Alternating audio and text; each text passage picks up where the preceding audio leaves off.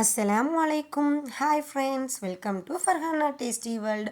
இன்றைக்கி நம்ம கிச்சனில் மட்டன் குழம்பு செய்வது எப்படின்னு பார்ப்போம். வாங்க கிச்சனுக்கு போகலாம்.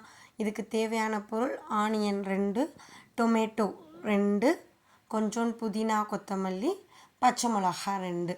புதினா கொத்தமல்லி வாசத்துக்கு தான். அதோடி அரை முறி தேங்காய். இப்போ நம்ம எடுத்து வச்சுருந்த தேங்காவை மிக்சி ஜாரில் போட்டு பேஸ்ட்டாக அரைச்சி எடுத்துக்கிறோம். இதோடு நான் 2 வெங்காயம் 2 தக்காளின்னு இல்லை, அதில் ஒரு வெங்காயம் ஒரு தக்காளி தேங்காவோடி போட்டு அரைக்கிறதுக்கு. இப்படி அரைக்கிறனால குழம்பு உங்களுக்கு நல்ல திக்கான கன்சிஸ்டன்சியில் கிடைக்கும். இப்போ இதை அரைச்சிட்டு வந்துடுவோம். இந்த தேங்காய் வெங்காயம் தக்காளி எல்லாத்தையும் சேர்த்து ஒரு நல்ல பேஸ்ட்டான பக்குவத்தில் அரைச்சிக்கிறணும். சொரப்பாக இருக்கக்கூடாது. இதுக்கு தேவையான மசால் பொடி 1.5 டீஸ்பூன் சில்லி பவுடர், 3/4 டீஸ்பூன் மஞ்சத்தூள், தேவையான அளவு உப்பு. இதை நீங்கள் தனியாக ஒரு பிளேட்டில் எடுத்து வச்சுக்கோங்க. நீங்கள் இந்த பொருளை மறக்க மாட்டீங்க. ஈஸியான டிப்ஸ் இது. அதோடி 3 டேபிள் ஸ்பூன் கறி மசாலா, 1 ஸ்பூன் மல்லித்தூள். இப்போ அடுப்பில் குக்கரை வச்சுட்டு இதுக்கு தேவையான அளவு எண்ணெய்.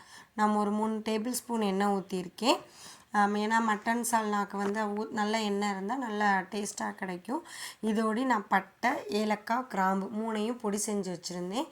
அதை ஆட் பண்ணிவிட்டு அது நல்லா பொரிய விடவும் நம்ம எடுத்து வச்சுருந்த 2 பச்சை மிளகா, ஒரு வெங்காயம் அதையும் இதோடு ஆட் பண்ணி எண்ணெயில் நல்லா வதங்க விட்டுருங்க. அந்த வெங்காயம் வதங்க தான் அதோட எசன்ஸ் கிடைக்கும். அதோடு நம்ம எடுத்து வச்சுருந்த ஒரு தக்காளியும் கொஞ்சம் அந்த புதினா கொத்தமல்லியையும் ஆட் பண்ணுறோம். நம்ம எண்ணெயில் எவ்வளோக்கு வதங்குதோ அவ்வளோக்கு அவ்வளோ வாசம் கிடைக்கும். அதோடு இஞ்சி பூண்டு பேஸ்ட் ஒரு 1.5 ஸ்பூன் எடுத்து வச்சுருந்தேன். அந்த இஞ்சி பூண்டு பேஸ்ட்டையும் எண்ணெயோடு சேர்த்து வதங்க விட்டுறணும்.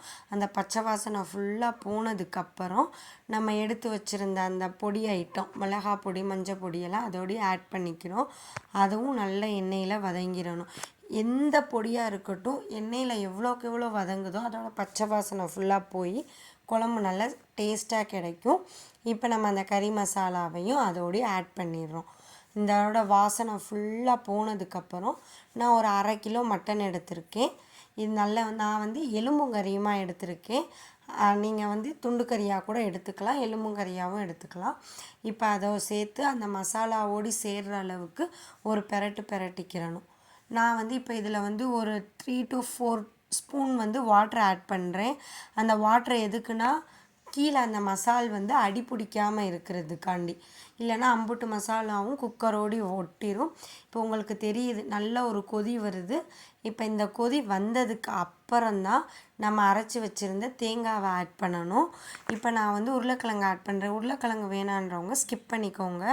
எங்கள் வீட்டில் உள்ள பேபிக்கு உருளைக்கிழங்கு போட்டால் தான் பிடிக்கும். அவங்களுக்கு மட்டனை காட்டிலும் இந்த இதில் உள்ள உருளைக்கிழங்கு ரொம்ப பிடிக்கும். அதனால் நான் உருளைக்கிழங்கு சேர்த்துருக்கேன். இது எல்லாம் ஒன்று சேர்ந்து ஒரு கொதி வந்ததுக்கப்புறம் நம்ம அரைச்சி வச்சுருந்த அந்த தேங்காய் விழுதை இதோடு சேர்த்து மிக்ஸ் பண்ண போகிறோம்.